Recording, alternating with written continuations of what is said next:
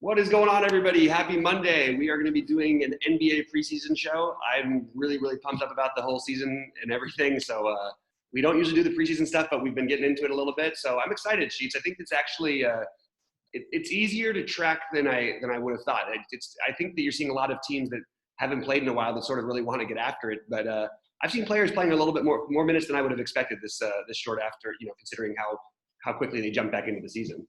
Keep something in mind. They only have 3 preseason games each, so they have to get their shit together. You know?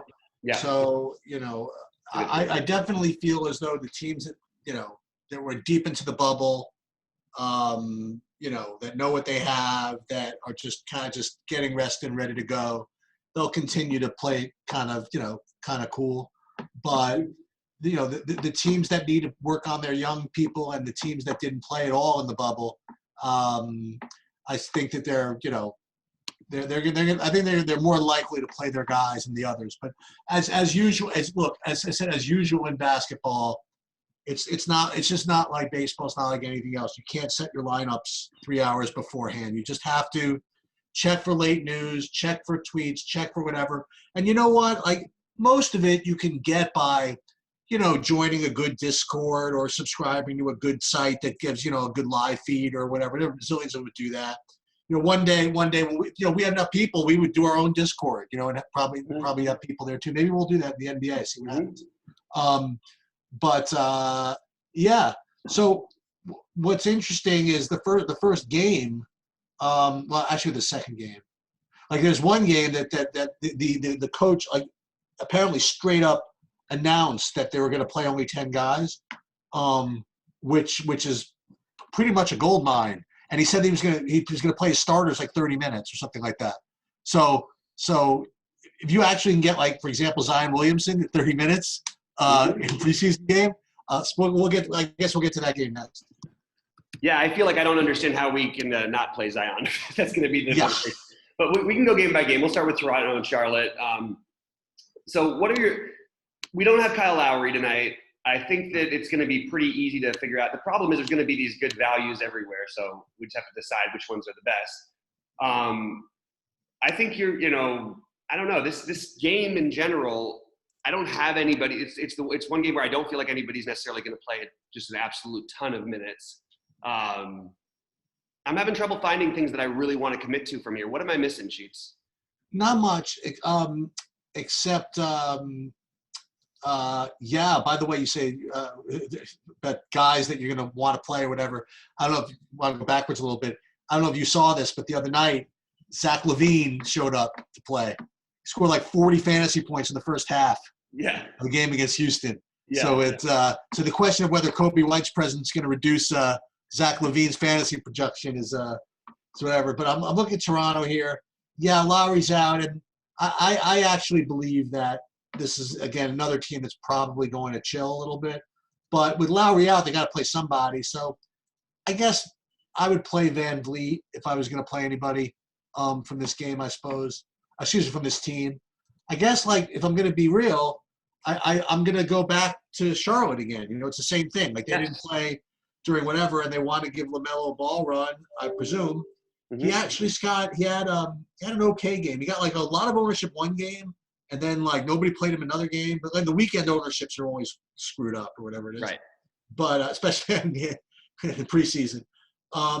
So I would probably go back to these guys. Maybe go back to P.J. Washington at 4,800. Maybe go back to Cody Zeller. Now, last game we were expecting something like this, but then they all rested anyway. I would go back to Cody Zeller. I go back to P.J. Washington.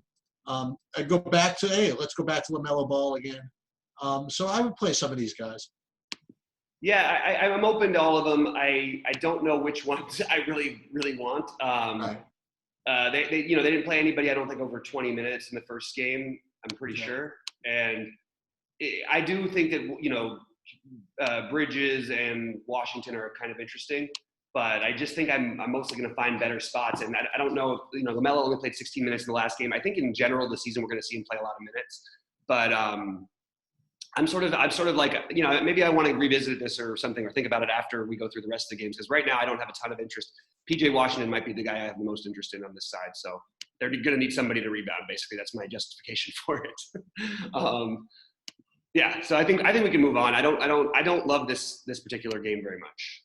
Yeah, so this seems to be the game, not the game. I mean, because I don't think Miami's particularly live here, but I think New Orleans is. I mean, look, I'm going to take the guy at his word. If they say he's going to play as 10 guys, he's going to play starters 30 minutes, and I get to play whoever their starters are. Mm-hmm. I don't know exactly who that's going to be. I mean, I presume it's going to be Zion and maybe Lonzo and Ingram, right? But, Nicole Alexander-Walker could start. I don't know where the other start is going to come from, but if the guy tells me he's going to play a guy 30 minutes, if he's starting and I find out who's starting, I'll probably take a shot. Yep. So Jackson Hayes obviously is live. I might actually even play Jackson Hayes if he's not starting, because if they start Steven Adams, like, how many minutes is he really going to play? Right. I mean, he says 30 minutes, but Steven Adams isn't playing 30 minutes. So I think all these guys are really live, and I would play just a whole bunching heap of them. Yeah, I personally, I've got, in my first builds I'm looking at, I've got 4 guys in my lineups, from this New Orleans side. I mean, those minutes are going to be hard to find elsewhere, and maybe somebody else is going to sneak in a few, but I really, really just like that spot.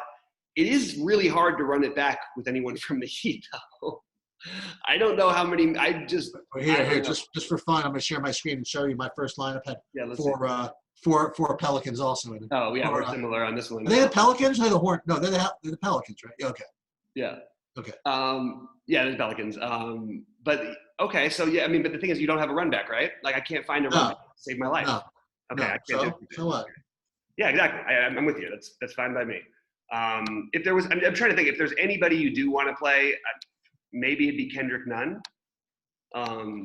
Probably. But I don't need run backs. Remember, run backs are to keep the guys playing their minutes, right? I know, but I'm just always looking. I don't think Kendrick Nunn is the worst player in the world, but I'm not going to get there anyway.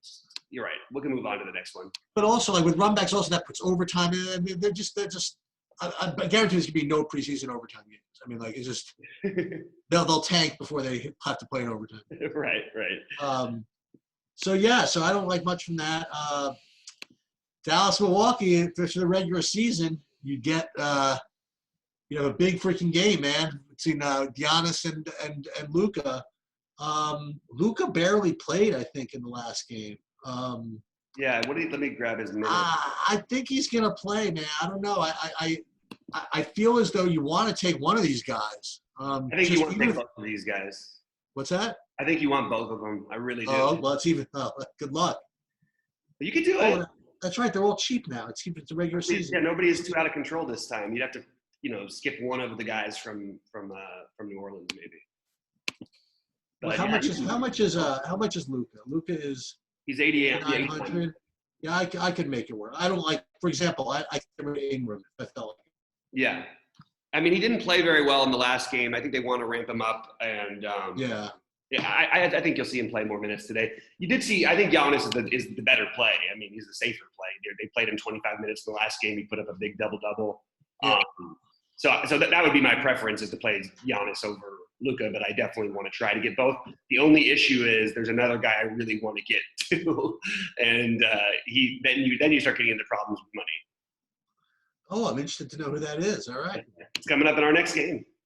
I don't think we're playing anybody else from this game, are we? I'm not. I mean, I can't find anybody. Maybe you could argue for Middleton, but I don't really want to go there. I don't know. I don't feel excited about this. Now, this is Drew Holiday, right? Yeah. Is he playing yet? He hasn't played yet. Okay. But I think he's good to go. I mean, I've seen him warming up, like doing the workouts and stuff like that. It's a pretty big upgrade, man, from Bledsoe. Oh my God, it's a massive upgrade. He's such a good basketball player. I mean, I think he's been the most underrated player for such a long time. I know who we have to talk about. Sorry. So in the last game, Bobby Portis went ballistic. Oh, right. And he should continue to, probably. Oh, they don't have a game log here. No, they don't have the game logs up, but I can pull up what he did. Well, he smashed. Well, he played 20 minutes. He had 14 and 13. It's pretty nuts. But Yeah, Portis and Portis and the new preseason MVP Harry Giles. Oh, right. Yeah. Well, I mean, Harry Giles gets his first team too in the preseason. That was a lucky little spot for him. He really let them have it. His first what? It was first game against his old team. Oh, I didn't even notice that. Yeah. I suck. All right. Okay. So in the next game is where I think that there's some. I think Memphis is really pumped about the season, and I think that they don't like that they're being discarded, and I think they played Ja 25 minutes the other night. I don't. He would be the next guy. I think he's right there, and probably less risky than Luka, because I think he's going to play more minutes, and I think he's the best play not named Giannis on the slate probably. That's a good that's a hot take, man. Is it? I don't know. I think maybe I'm wrong about this, but I feel like he's about to have a monster season anyway. He had a huge first game, great matchup, obviously. And the projections are, instead of playing 25 minutes, I've got him projected at 28 tonight. Okay. All these things just make me just want to play him, and they just don't have anybody even on the other side who can keep up with him. He looked great in the last game. So that's just sort of what I'm trying to figure out a way to get him and Luka and Giannis in. I might just have to forego Luka. Ja Morant is $200 less than Giannis. I know, but he deserves to be. They're going to be the highest scoring players tonight, in my opinion. That's you think he's going to score more than Cat? So that's the other one that's tricky a little bit. I would love to play Cat. I don't know. Yeah, I think he will score more than Cat. I've got Cat at playing 22 to 24 minutes. So, he played 22 in the last game, and he didn't play well, but so maybe they give him a little bit more. But he's going to put up numbers, even in 24 for him. And I think Ja has more of a ceiling upside in terms of minutes. But obviously, Cat, it's tough. You have to decide between these guys. I've got Ja ranked just behind Giannis, but Cat would be probably right there. And the only problem is if Luka does get the 24 minutes of run, he's a better player than these guys, in my opinion. But I don't. What do you think about Joval? It's interesting because our biggest issue with him is the minutes he plays, right? So this is the time where we're going to get the same amount of minutes, that he always plays, the 22 to 24 minutes or whatever. Great matchup for him. I just don't see myself getting there. Realistically, there's just too many other good plays at the upper price range. Any other punts in here that we didn't talk about? Nobody that I've got at this is a good game. This game should be high scoring, fast paced.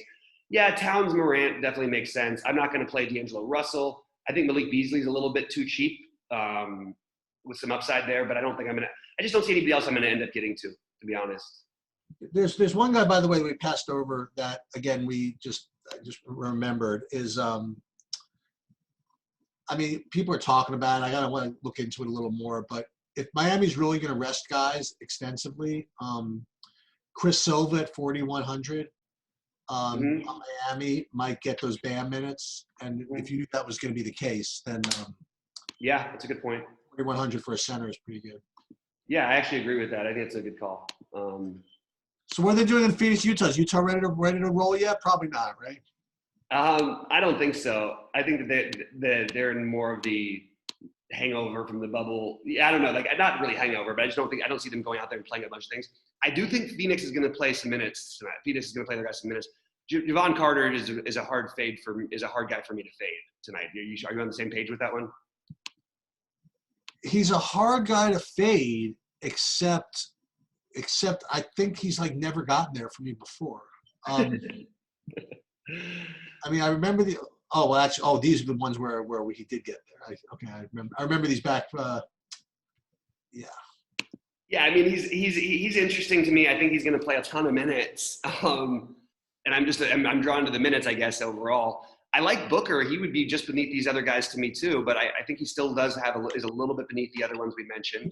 He played 25 minutes, 24 minutes in the last game, Booker. Yeah. He played, and he was 5 for 14, 1 for 5 from 3, so he ran bad, sort of. Yeah, you think Cameron Payne had 30 minutes. Cameron Payne. Why do I have him? Why did Cameron Payne have 30 minutes, but Booker had 24? And I don't know if Payne is playing tonight. He might be. No, I'm just looking at the minutes distribution from That's why Javon Carter is so. I mean, I've got Javon Carter with the highest projected in the minutes of anybody. Well, if that's the case, I mean, you're just gonna have to play him. I mean, yeah, I don't even know if he's a scorer really that much, but I mean, all these assists will end up getting a book or two. I mean, like it's Yeah, I also think that maybe their minutes are a little bit.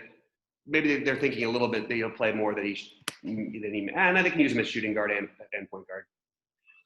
I think he's the way to go. At this play. I do think that Markelle Bridges is not a guy I'm going to play, but he's cheap, also going to play a ton of minutes tonight. I think that they're going to play some minutes, these Phoenix guys. So maybe you do want to put Booker ahead. It's not that I don't want to put these guys ahead of Luka and try and speculate, but we really are speculating with Luka. Like, we don't know that they're going to play him more than 20 minutes or whatever, whereas these other guys we kind of do. You know what I saw on the court the other day? Saw your man, whatever. I saw Josh Jackson. Yeah. So he's playing. You know, it's so funny. Like, he looks like he's 40, but it's like his third year in the league. I know, it's so weird, man. That guy's career went down so fast. It's crazy. He'll get there for us again. We'll find the right time to get him a minimum top. I think he's on the Pistons or something like that. Perfect. That's perfect for me. One place he can get a little bit of a junk run or whatever. Exactly. All right. So yeah, I mean, just to reiterate, like, I mean, I like Ja. I like all the New Orleans guys, like you mentioned. I like the Phoenix guys would be the other teams I would be looking at. And then I really like the Giannis. I like Portis that you mentioned. And I think Ja is the guy I'm gonna sort of hitch my wagon to, or whatever you say. I really like Ja. The other thing you could do, this is kind of I don't want to say a shitty thing, not shitty thing to do. This is kind of like just a weird thing to do, but there's only like one or two sites like actually putting up projections. Mm-hmm. So you probably want to fade the optimals from those sites. You know what I mean? Because I think everybody's going to be going there, and everybody's going to be relying on those projections and stuff. And you know, if you have any doubts at all about where these projections are coming from, or if you think you know a little bit something more, if you see a tweet that goes counter to some of them, don't be afraid to go against ownership, especially in preseason. Because remember, in the NBA regular season, I mean, everybody grinds their models or whatever. The projections get really, really tight. But right now, everybody's basically guessing. You know what I mean? Like, so don't get, especially just don't get tied down to what like if you listen to any of the live shows, like even us, like don't get tied down to who we like. Don't get tied down to anybody likes. Nobody really knows all that much. So you can leverage that. You can say, listen, this guy seems close enough. Why not him? Good. Why not him? You know what I mean? I like it. So you'll be able to get, like, I don't know how. So yesterday, by the way, in the NBA, like Markelle Fultz, remember when everybody played him like the first game? He was like everybody's played and played before. He was like 7% owned or something like that. Yeah. Yesterday, he had like 40 fantasy points or something like that. And I can only guess it's because some optimizer just put him at 16 minutes or something, and he just didn't show up anywhere. I'm telling you, that's like the only explanation. It's and the weekend. The weekend's always interesting for ownership. Yeah, but it was weird on Friday. It was really weird too. Like there was guys who were like I thought Jeremy Grant was like nearly minimum, and he was just on a new team. I was like, how is no one playing Jeremy Grant? Like there was just certain things that just didn't make any sense. Did he do anything? He was fine. I don't think he ended up doing a ton, but he did play the minutes. 15. Okay. But anyway, I thought that was kind of interesting. The other thing you got to get used to again in the NBA, I mean, now that we're back to this, you got to get used to, remember the football, everyone's like 3X and 4X, and ooh, it's a flame at 4X. Here, man, if you don't have 8X, you're freaking closing your laptop. You know what I mean? So you got to get used to needing those big scores. Absolutely. I do think that what you said about Cat is right, too, before when I go back to it.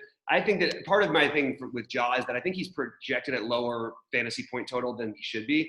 But I do think that, if you're ranking the best plays, it would be Giannis, Cat, Zion. And I think that maybe Ja would be beneath those guys, but I think the ownership might reflect that as well. Do you think Ja might be beneath those guys, but like a little bit above Booker? That's what I think will happen. But I think Ja will be lower owned than the other guys. So I like that upside with him. I mean, he had a monster game the other night. He sort of, when he plays, he doesn't really have a way not to put up huge fantasy nights, and especially against a team like Minnesota. It's just going to be him doing whatever he wants. But same is somewhat true for Cat. I just feel more secure about Ja's minutes than I do Cat's. And even though they're like, we're talking about maybe 3 or 4 minute difference between them possibly. But it's going to be close. I mean, I really like, if you can try and get Giannis, Cat, and Ja in the same lineup, that would be my goal. And Zion, obviously. Zion is the one, I don't think you can fade him. Zion and Ingram. I like the theme. I like the theme of taking the guys from Charlotte, New Orleans, Minnesota, because those are the 3 teams that didn't make it, right? Mm-hmm. And then you got to look. You have to put those raw points guys in. You have to put in either Giannis or Luka or both, right? Or Giannis, Luka, or Morant. Probably 2 or Cat. You need probably 2 of those at least, right? Just on raw points to get there. And it's not like they're going to totally sit Luka. You know what I mean? Like he'll play 20 minutes minimum, right? Right. And 20 minutes from Luka's 40 points, right? I mean, that's basically the deal. So, yeah, I'm into it. Like I said, before we did our first one of these things, the reason why I'm doing this is just like the NBA needs a preseason to get loose and get tight. I need one too. So I need to play these slates and not playing them as big as I'm probably gonna be playing a little bigger this year. I've been having some success overall in DFS, so I'm gonna play a little bit bigger in the NBA maybe. So I'm gonna get ready to do that. So we'll see what happens. I'm into it. And in general, on these preseason slates, I want to remind people that you can definitely leave money on the table, but don't start leaving money on the table too much when the season starts. You don't want to get basketball. It's pretty well done. I mean, maybe the very beginning of the season they'll be off with projections and stuff, but they're pretty. You're paying for what you're getting. You have much more of a guaranteed result than you do in any of the other sports we cover. Yep. All right, man. Well, this was fun. It'll be a really fun season. We hope everybody out there has really good luck, and hopefully we'll see you at the top of the leaderboards tonight. All right.